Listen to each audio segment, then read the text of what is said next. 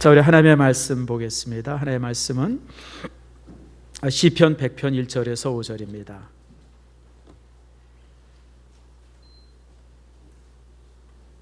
시편 100편 1절에서 5절 말씀까지. 자, 우리 교독하겠습니다. 온 땅이여 여호와께 즐거운 찬송을 부를지어다.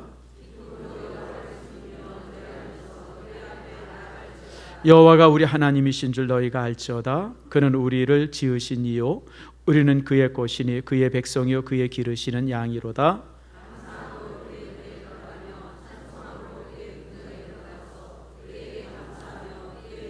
함께 읽습니다. 여호와는 선하시니 그의 인자하심이 영원하고 그의 성실하심이 대대에 이르리로다. 아멘. 기도합니다. 하나님 감사합니다. 주님 축복하시고 오늘 이 시간 말씀을 함께 나눌 때 말씀이 우리에게 놀라운 은총이 되게 해 주시옵소서. 오늘 이 시간 하루의 문을 열어주시고 우리가 가득 찬 복을 말씀을 듣는 모든 성도들에게 내주셔서 말씀을 들을 때마다 마음의 기쁨이 있게 하시고 감격이 있게 하시며 특별히 그 말씀이 우리에게 임함으로 우리의 마음의 질병과 육신의 질병이 치유되어지는 놀라운 기적을 경험하게 해 주시옵소서. 하나님은 살아계십니다. 오늘 이 시간 우리와 함께 하시고 우리의 한없는 축복으로 우리의 영을 채워 주시옵소서. 주 앞에 감사드리며 예수님의 이름으로 기도드립니다. 아멘. 요즘에 가뭄이 참 심각하죠.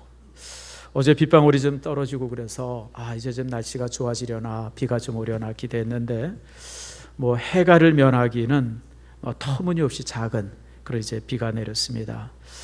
다음 주일쯤 이제 장마가 시작이 되면서 비가 오겠다 그러는데 사실 우리나라가 지금 기후가 바뀌어 가지고요 몇 년 사이에 장마에도 비가 사실 오질 않습니다. 그래서 참 이게 더 심각하죠. 그래서 여러분들 참 이 농민들을 위해서 기도 많이 해주시고 우리가 참 나라와 민족을 위해서 기도할 일이 요즘에 너무 많습니다. 오늘이 여러분 우리 기도하신 장로님도 말씀하셨지만 6.25가 일어난 지 67주년 아닙니까? 참 동족 상잔이 있었던 오늘이고요. 그리고 또 이제 또 여러 가지 문제가 또 우리나라 내부적으로도 많이 있죠. 특별히 이제 이 가뭄의 문제는 사실은 이 농촌에서는 굉장히 심각합니다. 말도 못하게 심각합니다. 우리는 사실은 농사 짓지 않고 씨 뿌려보지 않아서 모르지만 지금 이제 농사 짓는 분들은 모내기도 못할 정도고요. 아직도 모내기 못했다 그러면 올해 농사는 이제 망친 거죠, 여러분들. 지금 이런 상황 앞에 있는데 여러분들 위해서 기도해 주시고 그래서 정말 이런 모든 어려움에서부터 나라가 든든히 세워지기를 위해서 여러분 힘써 주시기를 바랍니다. 특별히 이런 일을 지나면서 항상 느끼는 것은 결국 하나님이 도와주셔야 된다라고 하는 거예요. 아무리 우리가 4대 강을 막고 무슨 보를 만들고 저수지를 만들어도요 가장 근본적인 것은 하나님께서 비를 내려주셔야 돼요. 여러분 비 안 내려주시니까 그 수많은 노력이 다 이 수포가 되지 않습니까? 그러므로 여러분들 정말 우리가 하나님 앞에 더 기도하는 가운데서 좋은 열매들이 있도록 여러분 함께 해주시길 바랍니다. 특별히 이제 다음 주일이 맥주 감사 주일입니다. 여러분들 맥주절을 맞이하면서 정말 우리가 다시 한번 감사하고 또 그럴 수 있기를 바라요. 맥주절은 이제 이 맥자가 보리 맥자입니다. 그래서 이스라엘 민족이 이 보리 추수를 처음 시작할 때 처음 이제 보리 추수의 낫을 대면서 곡식을 거둘 때 이제 맥주 감사주의를 지냅니다. 그리고 이제 보리 추수가 다 맞춰지면 또 이제 밀 추수를 하지 않습니까? 밀 추수가 다 맞춰지고 나면 그리고 이제 창고에 모든 곡식을 집어놓고 나서 수장절, 추수 감사절을 지냅니다. 그게 한 7월쯤 되어집니다. 그래서 여러분 이제 유대인들의 3대 절기가 있는데요. 6월절, 그 다음에 이제 맥추절, 그 다음에 이제 수장절, 요 세 절기가 사실은 그렇게 이제 많이 떨어져 있지 않습니다. 여러분 이 맥추절을 다른 말로 말하면 또 77절이라고도 그럽니다. 7일이 7번 지나갔다. 그래서 77절이라 그래요. 또 다른 말로는 7이 7번 지나면 77이 얼마죠? 50이잖아요. 하나도 안 놀래네. 77이 49고 하루 지나면 50이잖아요. 그래서 보통 이 77절을 오순절이라고도 부릅니다. 오순절. 그래서 여러분 이 오순절은 우리가 너무 잘 알죠. 성령이 임했던 날 아닙니까? 그래서 사실 맥주주일은요, 맥주주일은 이 추수감사절의 주일이기보다도 교회가 탄생한, 성령이 강림하고 교회가 탄생한 주일로서 우리가 이해하면 훨씬 더 좋습니다. 어쨌든 1년의 반을 지나면서 여러분 지나온 6개월을 뒤돌아보면서 주 앞에 감사하고 또 앞으로 또 주어진 6개월의 삶을 바라보면서 감사할 수 있는 그런 이제 축복의 오늘이 되어지기를 원합니다. 오늘 우리가 읽은 시편은요, 감사의 시인데요, 오늘 이 감사의 시에는 제목이 하나 붙어 있어요. 제목이 뭐냐면 주빌라테입니다. 유대인들은 주빌라테라고 불렀어요. 우리 찬양대 찬양집 한번 이렇게 보세요. 제목이 뭐라고 되어 있어요? 주빌라테 데오 이렇게 되어 있죠. 맞나요? 한번 읽어보세요. 주빌라테라고 되어 있을 거예요. 제가 아까 이렇게 찬양하는 거 보니까 주빌라테라고 썼는데 그 주빌라테라는 말이 뭐냐면 환희, 어떤 큰 기쁨의 그 어떤 환송, 어떤 그 찬양, 그런 의미가 담겨져 있습니다. 이게 그 의미가 왜 그러냐면 이 주빌이라고 하는 단어가 어디서 오면 요벨이라는 데서 옵니다. 요벨. 요벨이 뭐냐면 나팔이에요. 나팔. 양각 나팔을 보통 요벨이라 그래요. 요벨. 그래서 유대인들은요, 이제 50년에 한 번씩 양각 나팔을 크게 붑니다. 그날이 언제냐면 희년입니다. 주빌리. 그래서 이 양각 나팔을 크게 불면 모든 것에서 자유해요. 어떻게 자유하냐면 노예로 팔려갔던 사람의 노예에서 자유함을 얻습니다. 1,000만 원에 팔려든 1억에 팔려든 상관없이 노예에서 자유함을 얻습니다. 아기 때 노예로 팔려왔든지 나이 들어서 왔든지 이 신년이 되어져서 이 요벨의 양각의 나팔이 부러질 때는요, 모든 매인돼서 다 풀려납니다. 또요, 빚도 다 탕감됩니다. 내가 100만 원을 이 빚을 졌든지 1,000만 원을 빚을 졌든지 아니면 1,000억을 이 빚을 졌든지 간에 얼마든지 빚을 져도 그 모든 빚이 탕감이 되어집니다. 그게 신년입니다. 뿐만 아니라 여러분, 땅, 내가 이제 조상에서 물려받은 땅이 있잖아요. 그 땅을 이제 너무 가난해가지고 이제 흉년이 들고 그래서 땅을 팔았어요. 신년이 되어지면 그 땅이 다시 원주인으로 다 돌아옵니다. 그러니 여러분, 이 신년의 나팔이 얼마나 큰 기쁨이겠어요. 비록 그것이 50년에 한 번씩 부러져서 그렇죠. 참 이렇게 5년에 한 번씩 부러지고 10년에 한 번씩 부러지면요, 너무너무 좋을 텐데, 아무튼 50년에 한 번씩 이 신년의 나팔이 부러지면 그것이 이스라엘 민족에게는 가장 큰 영광이고 기쁨이고 환희였었어요.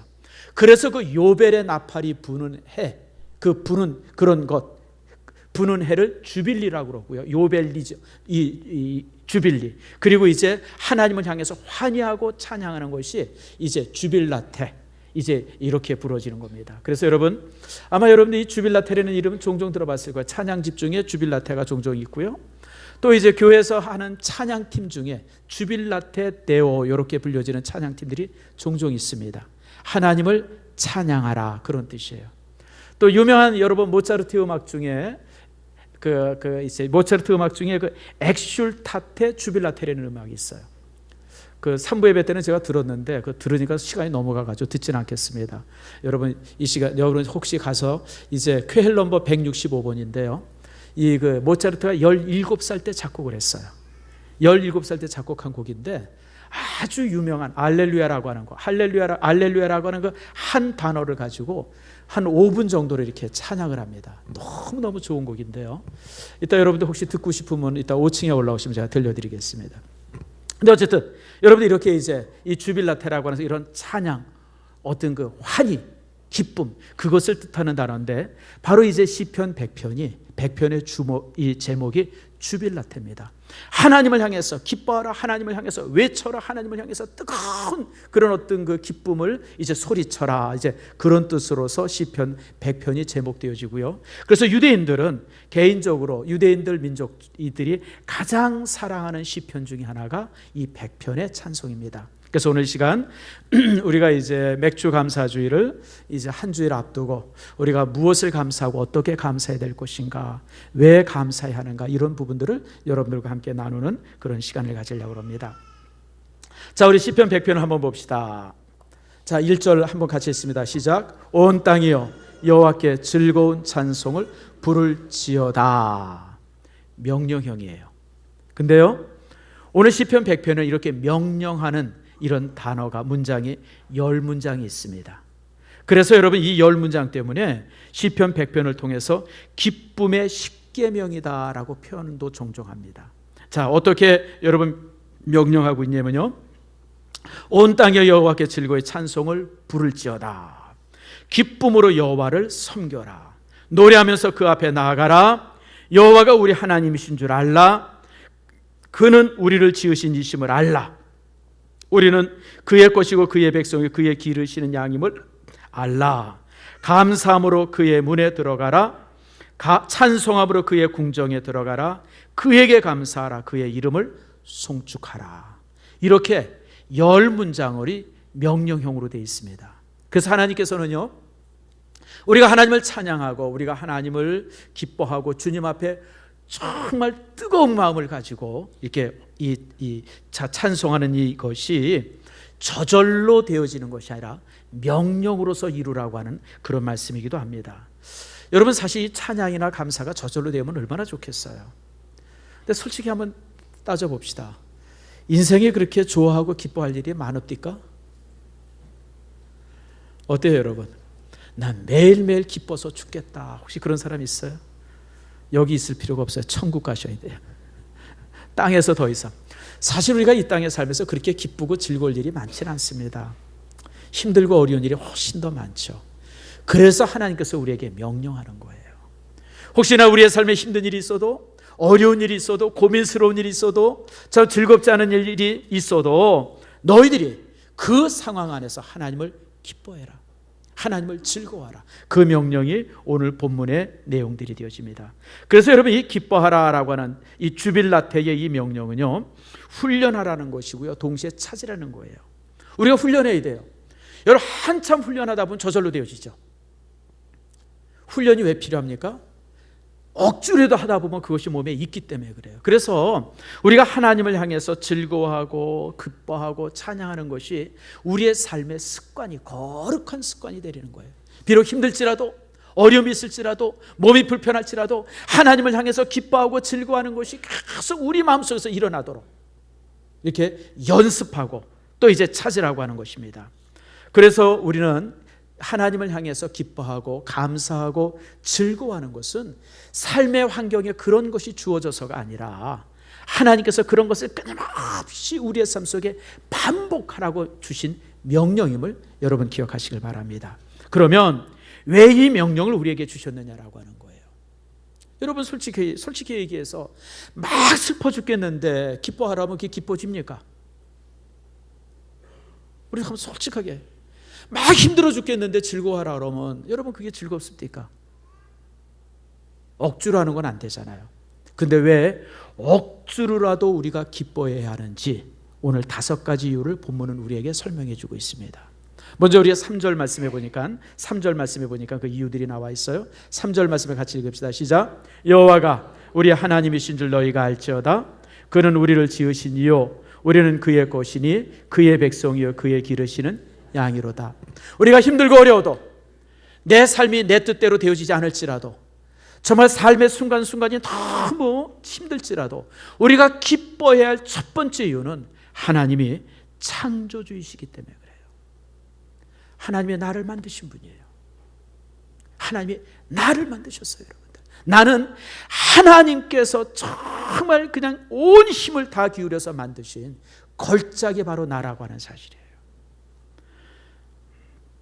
어떤 아이가 중학교 때 이제 진화론을 배웠대요. 진화론에 이제 답이 문제가 어떻게 쓰였냐면 사람은 어떻게 만들어졌느냐, 어떻게 되어졌느냐 그랬더니 이 학생이 고민하다가 그렇게 썼대요. 선생님은 원숭이로부터 진화되고 나는 하나님께 창조됐습니다. 아주 굉장히 고민스럽게 고민하다가 쓴 답이에요. 여러분 생각해 보세요. 인간이 동물로부터 진화되어져서 이 모습이 되었다 그러면 솔직히 인간에게 무슨 희망이 있어요? 여러분 어떻게 생각하세요? 나는 진화론이 과학적으로 맞냐 하더니 뭐 그건 둘째치고라도 고릴라가 한참 뛰어다니고 이러고 그러다가 사람이 됐다라고 하는, 그래서 그게 우리 조상이라고 생각하면요, 정말 살맛이 안 나요. 그게 무슨 인생이에요, 여러분들? 왜 여러분의 삶이 가치가 있는 줄 아세요? 왜 나의 삶에, 비록 보잘것없는 나의 삶이 가치가 있는 줄 아세요? 제가 이제 60이 넘지 않았습니까? 요즘에 이제 가끔 그런 고민을 해요. 내가 60을 넘게 살면서 뭐 했나? 내가 뭐 하고 살았나? 내가 뭘 남겼나? 참 내가 20대, 30대는 굉장히 큰일 할 것처럼 생각을 했는데 막상 이제 60이 넘어보니까, 그리고 앞으로 내가 지금보다 더 나은 일 할 수 있는 가능성은 없잖아요. 여러분, 우리 60 넘으신 분들 어쩔 수 없어요. 앞으로 내 삶이 지금까지 내가 살아왔던 삶보다 절대 낫지 않아요, 여러분들. 건강도 그렇고 몸도 그렇고 여러분의 사는 것도 그래요. 며칠 전에 친구랑 앉아가지고 그런 얘기했어요. 야, 우리가 목사 안 하면 뭐 할까? 이제 60 넘어서 경비도 안 써준대. 요즘 아파트 경비도 50대에 쓴대.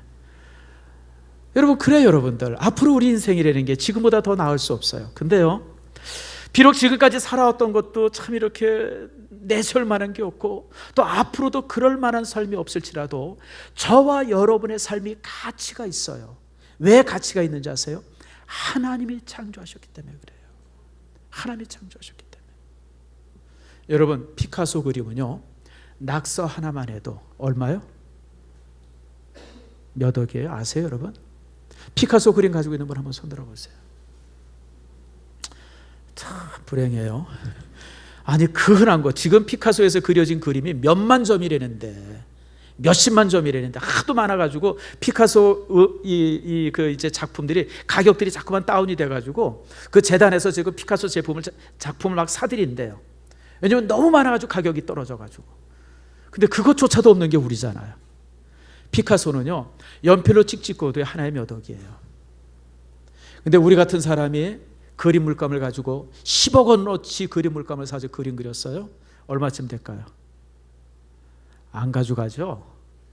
쓰레기 된다고. 무슨 얘기냐면, 대가가 손질한 것은 살짝 뭔가 그려도요, 살짝 건드려도요, 수십억이에요, 여러분들. 우리가 그런 존재예요. 비록 남들이 바라볼 때는 보잘것 없어 보이고 다른 사람이 볼 때는 참 연약해 보이고 뭐 가진 것도 없고 이룬 것도 없고 할 것도 없고 한 것도 없어 보이지만, 그러나 여러분, 저나 여러분 한 사람 한 사람 모두가 하나님의 위대한 작품이라고 하는 사실을 잊지 않기를 축복합니다. 여러분, 세상에서 높아졌기 때문에 그 사람이 대단한 사람 아니에요, 여러분들. 우리가 보잘것없는 직업을 가지고 있기 때문에 우리가 보잘것없는 사람 아니에요. 하나님의 위대한 작품이기 때문에, 하나님께서 공들여 만드신 위대한 작품이기 때문에 우리는 위대해요. 어떻게 여러분 이런 우리를 원숭이랑 비교하고 어떻게 이런 우리를 세상의 사람들과 비교할 수 있습니까? 여러분, 왜 우리가 위대합니까? 그것은 하나님께서 나를 만드셨기 때문에 그래요. 비록 우리가 지금의 삶이 힘들어요. 막 건강도 안 좋아요. 어떤 때는 막 짜증도 나고 그냥 막 그래요. 그래도 여러분, 여러분을 만드신 분이 하나님이라고 하는 사실을 잊지 않기를 축복합니다. 그래서 소중한 거예요. 그래서 우리가 우리의 삶을 귀중하게 여기는 거예요. 여러분들 그럴 수 있기를 축복합니다. 두 번째로는 이렇게 말합니다. 3절 후반절에 따라합시다. 우리는 그의 것이니. 여러분, 나는 하나님의 것이에요. 하나님의 것. 아세요, 여러분? 하나님의 것이에요. 나라고 하는 존재가 사단의 것도 아니고 내 것도 아니고 누구의 것이에요? 하나님의 것이에요. 하나님의 것이에요. 하나님의 소유라고 하는 이 사실이 우리에게 얼마나 큰 축복이에요. 과거에는 우리가 예수 믿기 전에는 마귀에게 속해 있었어요. 마귀가 우리의 삶의 주인 됐습니다. 그때 우리가 도둑질하고 죽이고 멸망시키고 죄짓고 불의하고 방탕하고요, 가정이 파괴되고 몸에 질병이 생기고요, 사업이 무너지고 온갖 재앙들이 우리의 삶을 그냥 막 휩쓸었어요. 그게 우리의 과거의 삶이에요. 이제 우리의 주인이 바뀌었어요. 하나님이 우리의 주인 되시고 예수 그리스도가 저와 여러분의 삶의 주인이 되셨어요. 그분이 우리의 삶을 건강하게 하시고요, 든든하게 붙들어 주시고 하나님 나라를 약속해 주시고요, 우리의 삶의 모든 미래를 책임져 주세요. 아멘 하십니까? 여러분, 저는 그렇기 때문에 감사해요. 제가 예전에 한번 여러분들에게 여러 번 제가 설명드렸던 일인데요, 벌써 한 15년 된 것 같아요. 여러분, 윤남규라고 하는 선수가 올림픽에서 탁구 금메달을 딴 적이 있었어요. 여러분 기억하십니까? 근데 제가 아침에 새벽 예배 나오면서 얼핏 들었는데 유남규가 금메달 땄다는 얘기를 얼핏 듣고 새벽 예배를 나왔어요. 새벽 예배를 잘 드렸어요. 그리고 이제 사무실에 와가지고 올림픽 어떻게 된다 딱 들었더니 유남규가 탁구를 치더라고요. 야, 아직 이긴 게 아니고 지금 시합하는 거구나 싶어가지고 제가 눈이 빠져나가고 1시간 얼마나 봤는지 몰라요. 그래서 금메달을 땄어요. 알고 보니까 어제 저녁 거더라고요.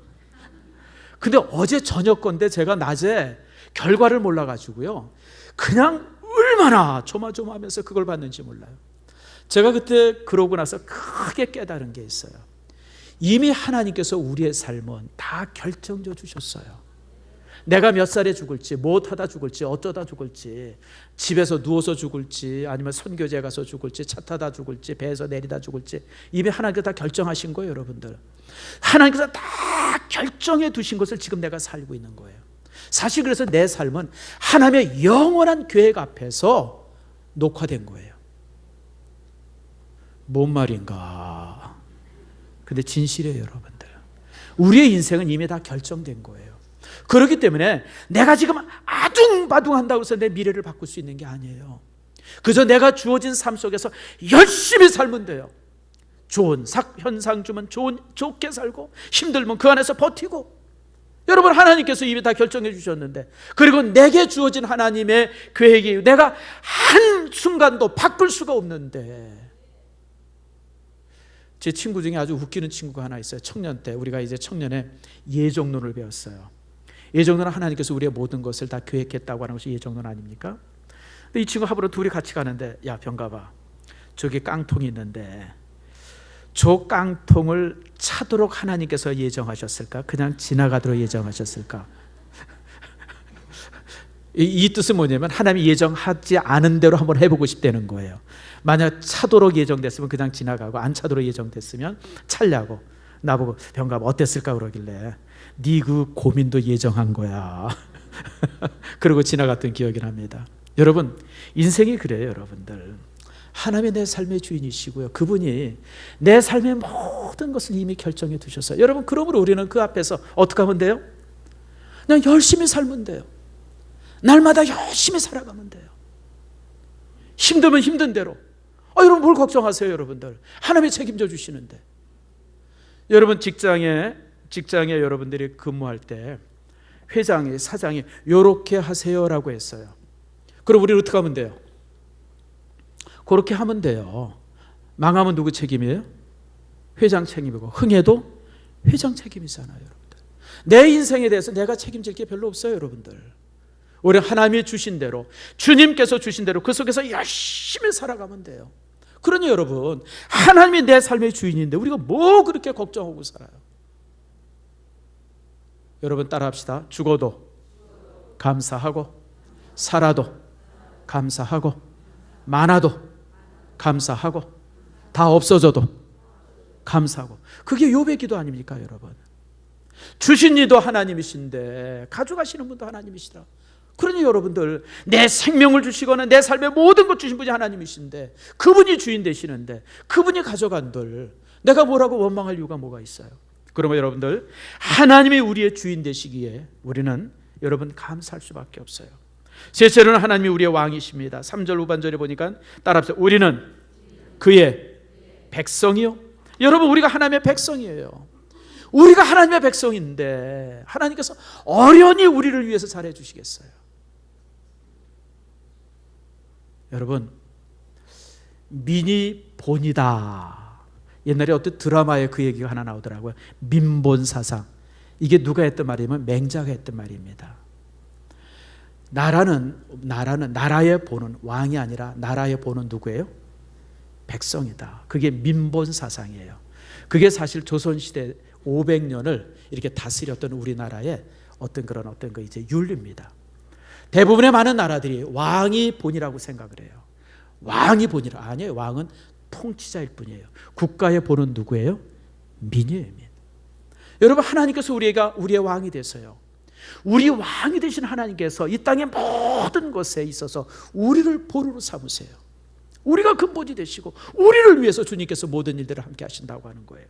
그러면 여러분들, 하나님이 우리의 이 왕이 되신다라고 하는 이 사실도 얼마나 감사한지 몰라요. 또 넷째로는 뭐라고 그럽니까?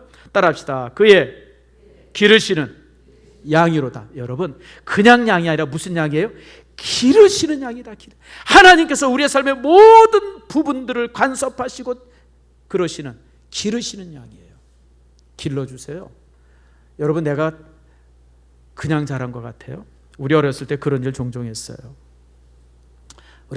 우리 많이 가난하지 않았습니까? 여러분들 60살 되신 분들, 70살 되신 분들은 제일 힘들 때 태어난 사람들이에요. 그러니까 부모들이 용돈을 제대로 줍니까? 무슨 뭐 참고서 산다고 그러면 뭐 참고서비를 제대로 줍니까? 그냥 학교 다니면서 얼마나 힘들었어요. 그럼 이제 그냥 뭐 부모님한테 반항할 때 뭐라고 그래요? 나 혼자 살았지 뭐 해주셨어? 여러분, 이러고 부모님한테 대항할 때가 얼마나 많았어요. 근데 여러분 어때요? 혼자 자랐어요? 무슨 소리예요, 여러분들. 하루 세끼 밥 다 엄마가 해줬고요. 모든 삶에. 그러니까 혼자 자란 사람이 아무도 없는 것처럼 우리가 이 땅에서 혼자 자란 것 같고 나 혼자 열심히 산 것 같지만 아니에요, 여러분. 하나님께서 우리를 키워주시고 길러주셨어요. 아멘 하십니까? 여러분, 그렇기 때문에 우리는 감사할 수밖에 없어요. 그래서 시편 23편에 다윗이 뭐라고 고백을 합니까? 여호와는 나의 목자시니 내게 부족함이 없으리로다. 저는 특별히 3절 말씀이 좋아요. 내가 사망의 음침한 골짜기로 다닐지라도. 여러분, 인생을 살다 보면요, 사망의 음침한 골짜기로 가게 돼 있어요. 여러분들, 어떻게 좋은 일만 있어요? 여러분들, 어떻게 기쁜 일만 있어요? 내 뜻대로 되어지는 일들이 사실 살면서 얼마나 있습니까? 어떤 때는 너무너무 힘들어서 정말 죽을 것 같을 때가 있어요. 그런데 그런 죽을 것 같은 그 시점에도 하나님이 나와 함께 하세요. 주는 나를 기르시는 분이기 때문에, 나는 그분의 양이기 때문에. 그렇죠? 그리고 여러분, 5절 말씀 보세요. 5절 말씀을 같이 읽습니다. 시작. 여호와는 선하시니 그의 인자하심이 영원하고 그의 성실하심이 대대에 이르리로다. 여러분, 사람은 변덕이 많아요. 저도 그렇고 여러분들도 변덕이 많잖아요. 아침에 생각 다르고 저녁에 생각이 다르죠. 아이고, 왜 저렇게 변덕이 많나. 따라합시다. 사람이니까. 여러분, 사람은 변덕이 있게 돼 있어요. 근데 여러분 아세요? 하나님은 변덕이 없어요. 한 번 우리를 사랑하시는 하나님은 영원토록 사랑하십니다. 아멘 하십니까? 나는 그게 너무너무 감사해요.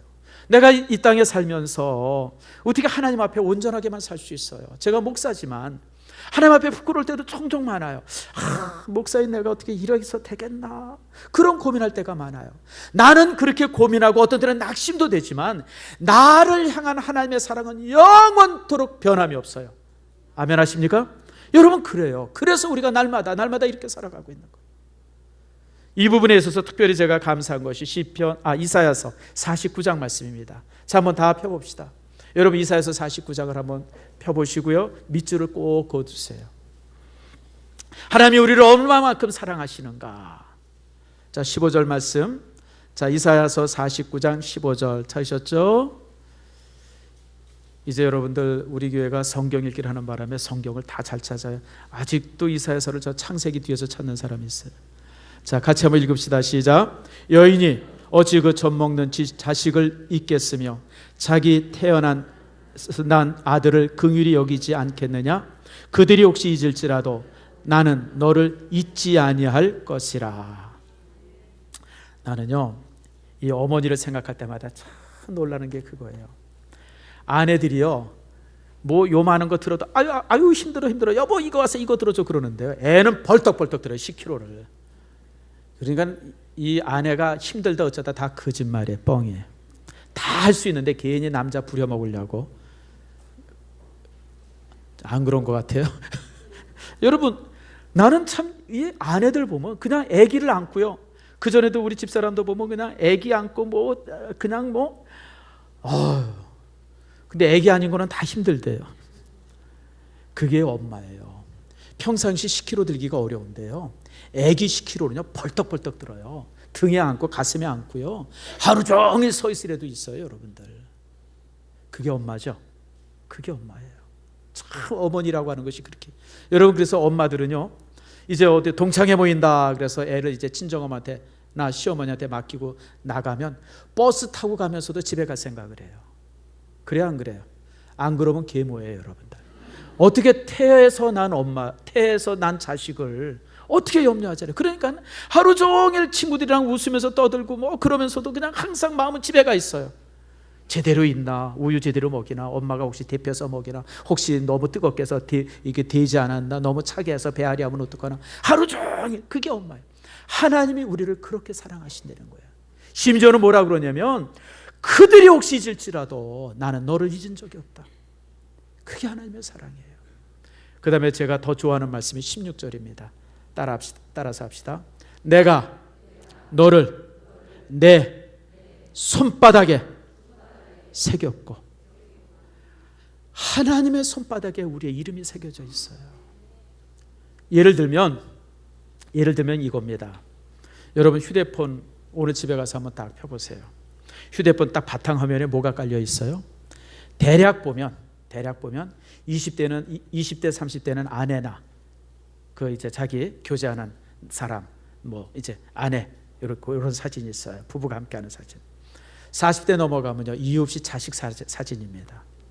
근데 여러분 50이 넘어가면 누구 사진이에요? 다 손주예요. 다 손주. 제 친구들 카톡을 해보면요, 카톡에 보면 다 손주예요. 다 손주. 아주 그냥 속이 상해 죽겠어요. 그래서 저보고 뭐라 그러냐면 손주가 없으면 인생을 논하지 말래요. 여러분 이게 내리사랑이에요. 근데 나는 부모님을 사진에 카메라 휴대폰에 놓고 다니는 사람 난 본 일이 없어요. 놀라울게요. 자식은 부모님을 자기의 삶에 받아들이진 않는데, 여러분 부모들은 자식을 자신의 삶에서 떠나보낸 적이 한 번도 없어요.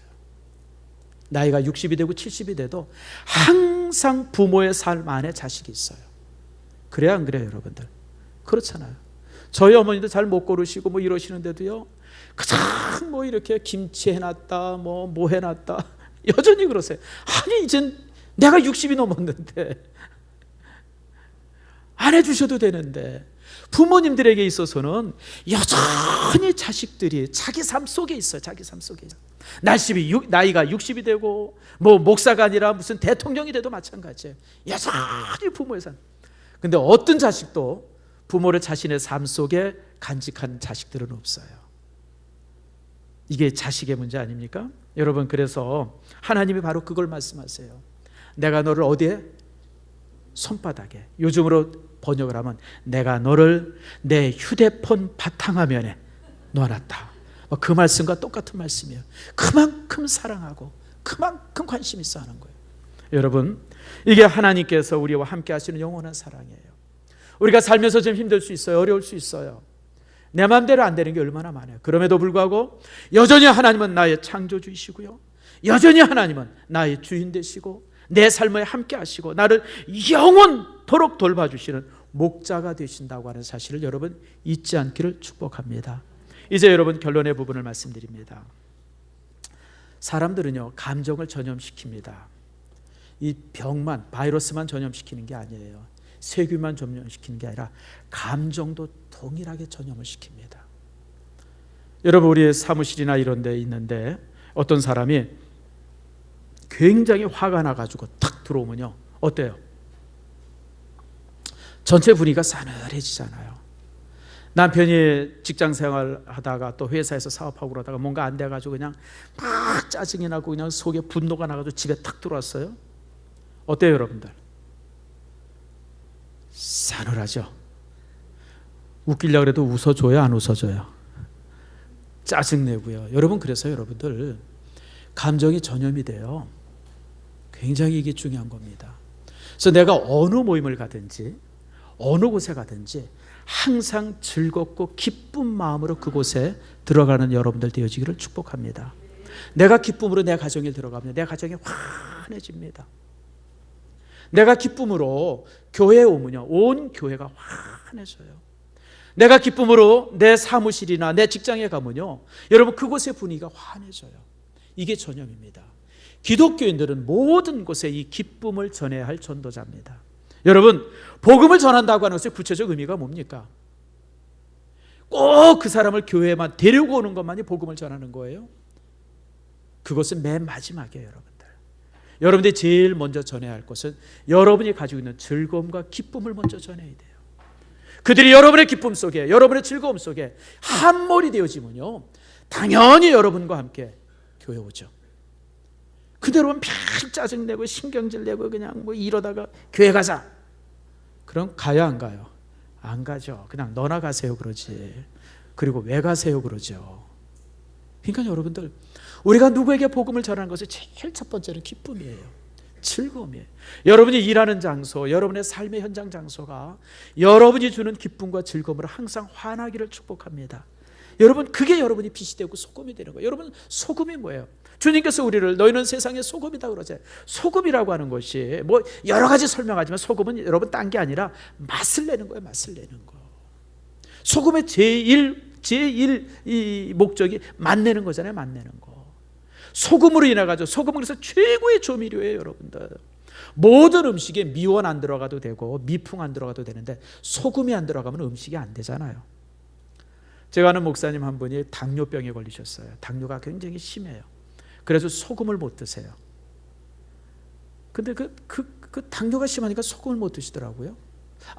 아무튼 근데 그분이 한번 나보고 그래요. 목사님 요즘 어떠세요? 그랬더니, 야, 정 목사, 살 맛이 없어. 아니 왜요? 음식이 맛이 없는데 무슨 살 맛이 있어? 먹는 게 맛이 없는데 무슨 살 맛이 있어? 여러분, 소금을 마음껏 먹을 수 있다는 게 얼마나 큰 축복인 줄 아세요? 우리가 세상에 소금이 된다고 하는 것은 우리로 인해서 세상에 살만한 곳이 되어지는 거예요. 요즘에 얼마나 세상이 참 강팍합니까?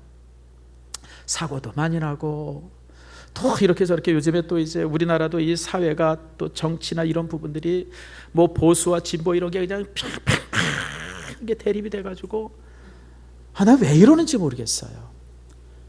여러분, 보수나 진보나 나라 망하기를 원하는 사람이 누가 있어요? 나라 저 잘되게 하고자 여러분 대립하는 건데, 여러분 그게 왜 전쟁이 돼야 돼요? 서로 경쟁이 되지. 더 잘해보고자 하는 경쟁이 되지. 이게 서로 그냥 뭐 서로 왼수예요. 서로 왼수. 이런 상황 앞에서 우리 기독교인들이 소금이 되기를 축복합니다. 여러분, 이렇게 팽팽하고 대립돼 있고 서로 그냥 으르렁거리는데 우리 예수 믿는 사람들은 그 안에서 그들에게 화평을 전하고 평안을 전하고 기쁨을 전하고 환희를 전할 수 있은 정말 주빌라테를 삶에서 실현시킬 수 있는 여러분들 되어지기를 축복합니다. 그래서 세상을 살만한 곳으로 만드는, 여러분의 가정을 살만한 곳으로 만들고, 여러분의 직장을 살만한 곳으로 만들고, 또 여러분이 속해져 있는 모든 공동체들을 살만한 곳으로 만들어가는 여러분들 모두가 되어지기를 축복합니다. 우리